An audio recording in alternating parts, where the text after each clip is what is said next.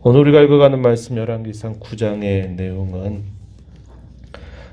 전반부 내용, 우리가 읽은 앞부분의 내용에서는 하나님께서 솔로몬에게 봉헌식 때 하나님께 올렸던 그 기도에 대하여 하나님을 응답하시는 내용이 기록이 됩니다. 그리고 10절 이하로부터 이제 솔로몬의 행하였던 여러 업적들에 대한 기록이 남겨지는데, 이때부터 그 분위기가 굉장히 어두워지고 있다라는 것을 우리가 살펴볼 수 있게 됩니다. 왜냐하면 두로왕 히람은 솔로몬이 성전을 건축하는 일이나 그의 왕궁을 건축하는데 20여 년 동안 그곳에 필요한 것들을 기꺼이 그가 솔로몬이 필요한 것만큼 충분하게 다 공급을 하고, 또 그의 필요한 모든 여건들조차도 또 보내서 도왔던 그런 인물입니다. 그런데 이 히람이 솔로몬에게 했던 것에 반하여 이 솔로몬이 그 베푼 여러 성의와 또 행한 일에 대한 보답이 공정하지 못하다라는 것을 보여줍니다. 그래서 오늘 읽었던 그 말씀 중에 보면은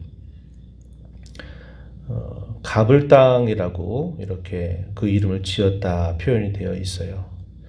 문제가 두 가지가 발견이 되는데, 하나는 불공정한 거래가 이루어졌다라는 겁니다. 그래서 두로왕 히람이 이에 대한 불평을 갖게 됐다라는 것이고, 또 하나는 하나님께서 약속하신 땅을 결코 팔아서도 안 되고 남을 주어서도 안 되는데, 이것을 이방의 군주에게 땅을 준 것이 문제가 된다는 겁니다. 이런 일로 인해서 문제가 하나씩 생겨나게 되고, 또 이하에 솔로몬이 다른 많은 성들을 짓는데 노역을 또 많이 동반하게 되면서 이것이 결국은 화근이 돼서 문제가 생기게 되는 것을 보게 됩니다.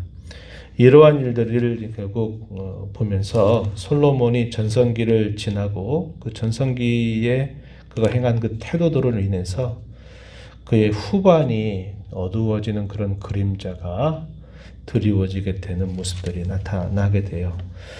오늘 우리가 좀 더 주목을 하고자 하는 부분은 앞부분입니다. 하나님께서 이 솔로몬에게 응답하신 이 내용입니다.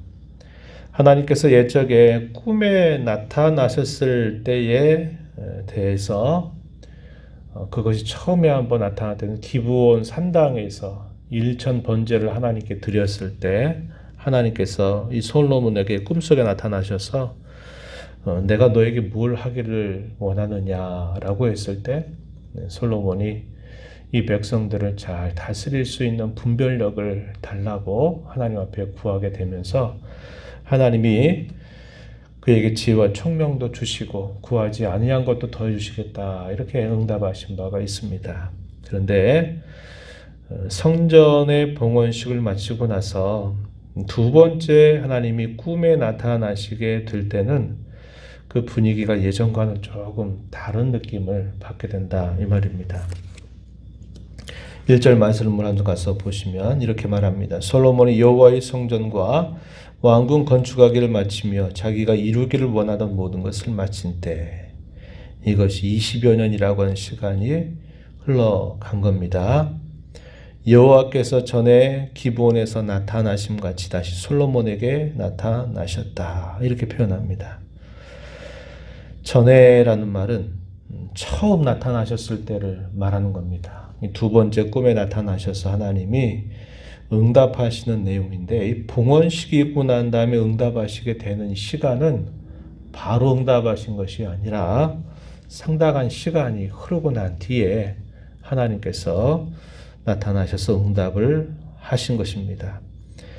그 사이에 솔로몬은 소위 전성기를 구가하게 되죠. 전성기를 누리게 됩니다. 전성기를 누리면서 왕권에 있어서 뿐만 아니라 또 경제력, 군사력, 그리고 심지어는 그가 가지고 있는 그 지혜가 주변의 모든 나라의 왕들보다도 뛰어나서 그야말로 남부를 것이 없는 그런 때에 있었다 하는 것입니다. 그때 하나님께서 솔로몬에게 나타나서 응답하시는데, 두 가지를 말씀하세요. 먼저 하나님이 응답하시는 것은 내가 기도한 것처럼 내가 응답하겠다 이렇게 말씀합니다. 기도했던 내용이 무엇이었냐면 어제 우리가 읽었던 8장에 주어진 긴 말씀들이죠. 그것이 기근을 만나거나 또 이방인들에게 쫓겨서 전쟁의 위협에 처하거나 백성들이 범죄해서 어떤 일이 있든지 간에 이 예루살렘 성전을 향해서 기도할 때 하나님께서 기도를 들어달라라고 간절하게 올렸던 여러 가지 내용들입니다. 그 내용들에 대해서 내가 네 말을 내가 들어주겠다 이런 말씀을 하셔요. 그런데 그 응답에는 두 가지 조건이 붙게 됩니다. 하나는 응답한 대로 내가 말한 대로 내가 기도한 대로 내가 그대로 해주겠다라고 하는 긍정적인 답변에 대한 것이 있고 또 하나는 부정적인 답변이 있습니다. 그래서 이 긍정적인 답변에 관해서는 4절 가서 보시면은 이렇게 말씀을 하셨어요. 네가 만일 네 아버지 다윗이 행한 같이 마음을 온전히 하고 바르게 하여 내 앞에서 행하며 내가 내게 명령한 대로 온갖 일에 순종하여 내 법도와 율례를 지키면 아버지 다윗에게 말한 것 이스라엘의 왕위가 오를 사람이 내게서 끊어지지 아니하리라 한 것처럼 내 이스라엘의 왕위를 영원히 견고하게 해주겠다. 이렇게 하나님이 응답하십니다.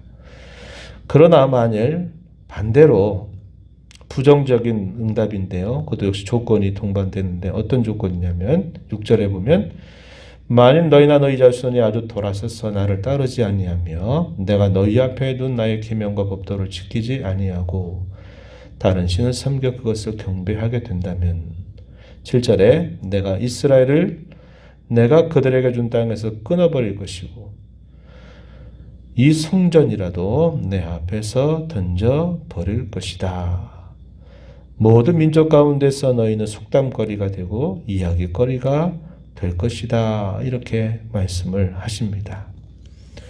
그래서 사람들이 그것에 대해서 묻게 될 때 그들이 하나님 여호와를 버리고 다른 신을 섬겨서 이러한 재앙이 미친 것이다 라고 그들에게 알려지게 될 것이다. 이렇게 하나님께서 응답을 하고 계신 겁니다. 우리가 살폈던 앞부분에 있는 말씀에서도 이와 비슷한 말씀을 계속 하나님이 말씀해 주셨어요. 이것은 처음 하나님께서 기브온에 있을 때 나타나셔서 하나님이 응답하셨던 말씀 중에도 등장했던 표현입니다. 3장 14절 우리가 주일날 함께 살폈던 그 말씀에서도 이 부분을 봤는데 3장 14절 말씀 그리고 우리가 며칠 전에 읽었던 6장에서도 솔로몬 성전이 건축되고 있는 과정에서도 하나님께서는 이런 말씀을 또 한 번 하셨죠. 열왕기상 6장 11절에서부터 13절에서 또 이런 비슷한 말씀들을 또 한 번 하신 겁니다. 왜 하나님이 이렇게 누차 솔로몬에게 이것을 거듭 말씀하시느냐? 이것은 대단히 중요하다라는 것을 이야기하고 사람의 부패한 심성에 따르면 이것을 주의하지 않게 되면 결국 그것이 큰 화가 될 수 있기 때문에 이렇게 하나님이 거듭 강조해서 말씀을 하고 계심을 우리가 알게 되는 겁니다. 솔로몬은 그때 좋은 때를 보내고 있었고 그가 지은 그 성전은 그야말로 화려하고 웅장한 형태로 지어졌습니다. 그것이 사람들이 보는 시선을 매료할 수 있고 사람들이 그것을 또 지나치게 보게 될 수 있는 겁니다. 그러다 보면 무엇을 그들이 망각할 수 있느냐? 가장 중요한 하나님을 향한 태도와 그 모습을 별로 중요하게 여기지 않게 될 수 있다는 겁니다. 사람들은 화려한 성전의 눈과 마음이 쉽게 빼앗길 수 있을 것이에요. 그러나 하나님은 그거보다 더 중요한 것이 그들의 마음이 어떠한가 하는 것을 보신다는 겁니다. 사람은 외모를 보지만은 하나님은 그 중심을 보신다라고 말씀하신 것처럼 하나님은 그것을 요심히 보신다는 것을 여기서도 분명하게 말씀해 주고 있다는 겁니다. 두 가지 응답을 하신 것처럼 보이지만 사실 긍정적으로 하나님이 말씀하신 거나 부정적으로 말씀하신 거나 답변은 한 가지입니다. 뭘까요? 하나님을 온전하게 섬기는 그 모습에서 결코 떠나지 말아라 하는 겁니다. 그것이 무엇보다 중요하다라고 하나님께서 말씀을 하고 계신 것입니다. 결과적으로는 결국 어떻게 됐나요?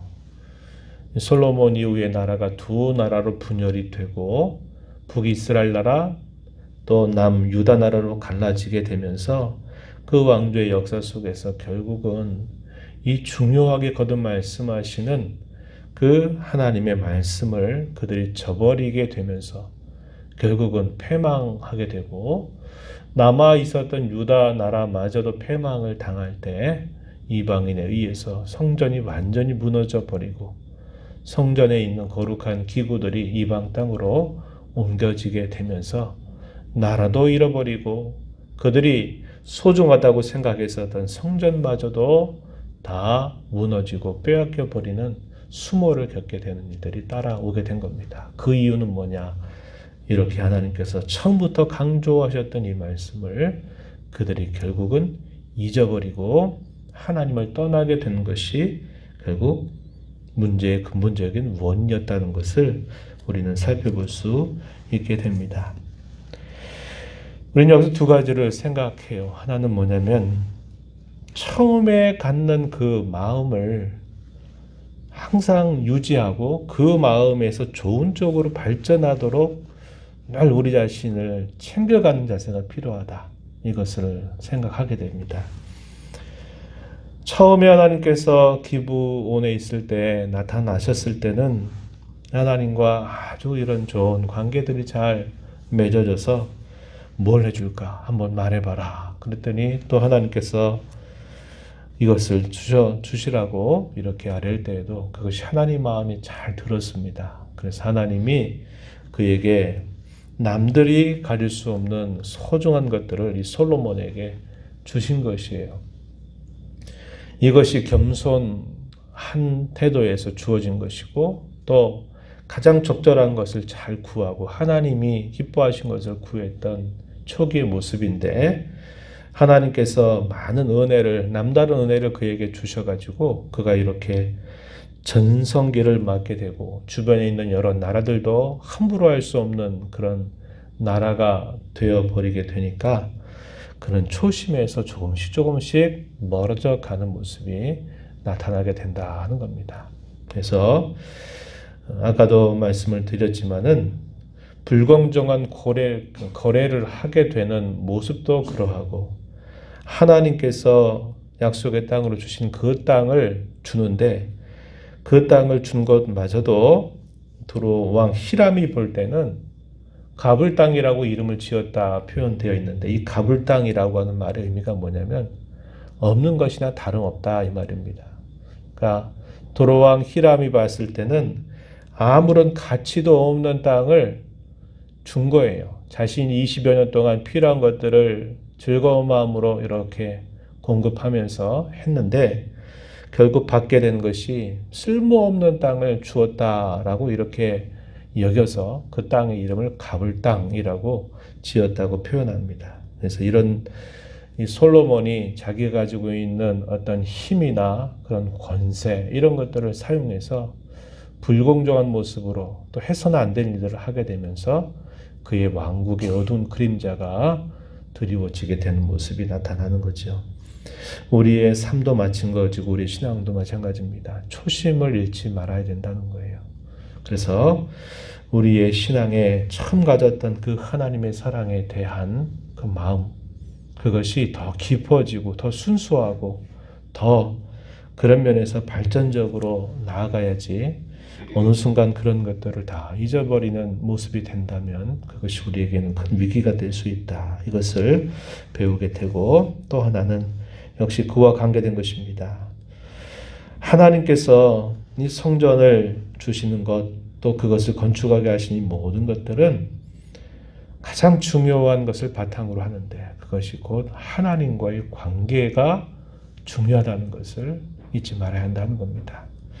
그 관계가 틀어지고 그 관계가 멀어지게 되면은 아무리 화려한 성전도 의미가 없는 것입니다. 나라가 아무리 강성한 것도 일시적인 것에 지나지 않게 될 것입니다. 우리의 삶에 있어서도 마찬가지예요. 하나님을 가까이 하는 것이 복이다라고 고백했던 시편 기자의 고백처럼 우리는 늘 하나님과의 관계에 있어서 항상 하나님과 인격적 관계를 맺어가는 신앙의 자세를 중요하게 여기고 우리 마음을 늘 하나님 앞에 바르게 세우는 일들, 우리가 불렀던 찬송처럼 하나님을 더 이전보다 사랑하는 그 마음을 늘 우리가 점검하고 힘쓰는 삶을 살아가자고 하는 것입니다. 이런 말씀들을 교훈 삼아서 또 이 하루 남은 삶을 복되게 살아가는 우리 모두가 되기를 진심으로 바랍니다. 하나님 아버지 감사합니다.